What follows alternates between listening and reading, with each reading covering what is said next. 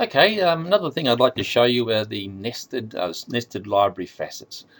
This is where any facet we can simply ask a series of questions or a series of characters, and so why not make a key? So what I've been doing is developing keys to various groups, and I have a key to all of the Australian species, the 43 species of Homo erectus. There's a key to the bee tribes of the world, 70 species, and I'm building a key at the moment to the collector species in Australia here.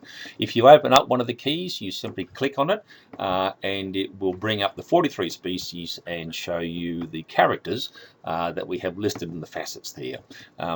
There are images for each of the different characters, and we will soon have the ability, when you mouse over it, it will show you a larger image that's just not there at the moment. But you can see there's lots of different characters within sculpture, color, propodium, males, females, and the scape color on that. So we've got 43 species, which brings more back here.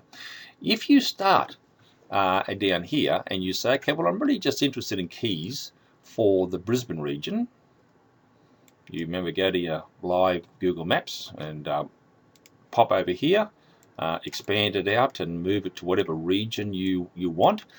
So let's make a search on that. So what we've done now is we're going to begin with a spatial search, and that will then, in faceted searching, update and upgrade everything else that's available to us. So if we now go into the Homo erectus key, instead of there being 43 species, there's only 13 species of Homo erectus known within the spatial area that you queried.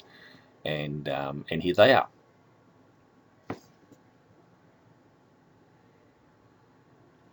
The 13 species, they are down there below.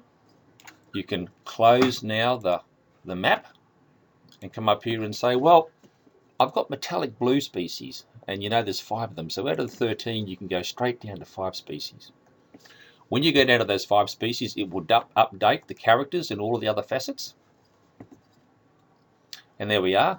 We have one species that is dull and densely punctate, another that's moderately punctate. The posterior rim is carinate or not carinate, or the surface is coarsely reticulate or finely reticulate. So you can see how these characters now come in. Just so if we say go to, of those 5 species, let's say that 2 of them, the surface is coarsely reticulate. And there they are, those 2 species. You can pop them into your shopping trolley, move across to compare the 2 species, choose them, or just simply do the whole lot, and you will have a there we are, images of the species. There they are, males and females.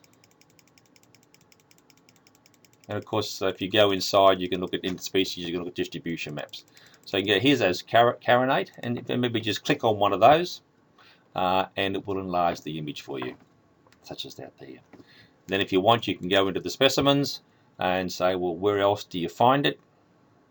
Bang, there we are, around the Brisbane region there.